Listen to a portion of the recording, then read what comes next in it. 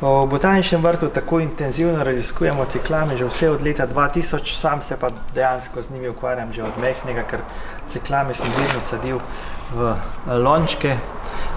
Bom rekel, na Primorskem je bila sploh tradicija, da se je velike gomolje sadilo v take lonce, kot jih imamo recimo tukaj, glinene, in se jih je potem imelo kot lončnice in dejansko so ljudje kar malo tekmovali, kateri je imel rastlino s čim več cvetovi, ker tudi tukaj vidite, nekatere imajo lahko tudi tam do 100 cvetov na gomolj, seveda tu gre pač za take, bom rekel, bolj kapitalne gomolje. V sami zbirki, ki je zunaj, imamo pa okrog 6000 enot.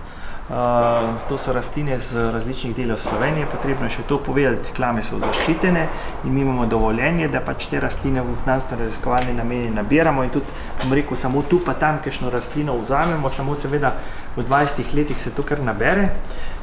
In tukaj smo pa predstavili tiste, bom rekel, take kapitalne primerke, ki jih imamo pa v glinenih loncih, ki jih vsako leto seveda še posebej pazimo, zato ker so nekatere med njimi tudi od tukaj sorte nove opisane.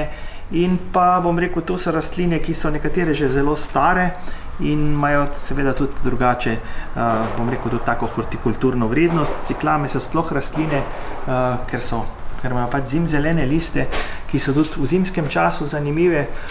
Zdaj seveda v tem času, ko ciklame cvetijo, je pa treba včasih malo poskrbiti za njih, tako da tisti odpadli cvetovi v naravi, to ni nobene škode, tukaj pa vse tole pobiramo, recimo tako, zato da potem listi ne pridejo na njih glivice, recimo tale že odsvetil, se vidi, in ga bomo zdaj očistili. Zdaj tisti, ki se opraši, se pa potem zvije v tako spiralco in potem v bistvu seme šele junija naslednje leto dozori.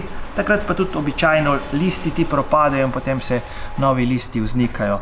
Zdaj, verjetno tako, bom rekel, od teh se da videti, da so tudi, bom rekel, raznolikost v sami obliki cvetov, pa seveda je raznolikost v tem listnem vzorcu. Tle je recimo sorta Idrija, recimo, ki smo jo poimenovali, ker je pač, bom rekel, srebrasta na sredini do roba in hkrati samo na robu nekoliko zelena, in nekaj teh novih sort je tistih, ki so, bom rekel, zanimive, ker vsak list ciklame, vsaka rastlina ima svoj prstni odtis. Mi smo to nekako združili v 4 različne skupine, srebrasti, polsrebrasti, marmorirani, kot so taki tukaj recimo, in pa potem čist zeleni listi. Tudi ti se najdejo v Sloveniji in predvsem so, bom rekel, ti vezani bolj na hladna rastišča, ti, ki imajo povsem zelene liste. In ta zadeva, iz tega smo potem naredili že kar nekaj člankov, pa seveda tudi ena znanstvena monografija je išla in pa hkrati so o teh ciklamah poročali tudi v Londonu, kjer je išla knjiga o celotnem rodu ciklam, 23 vrst je po, bom rekel, tem sredozemskem do alpskega dela in tam noter je tudi tale zbirka in tudi naše delo predstavljeno, kaj vse počnemo na teh ciklamah.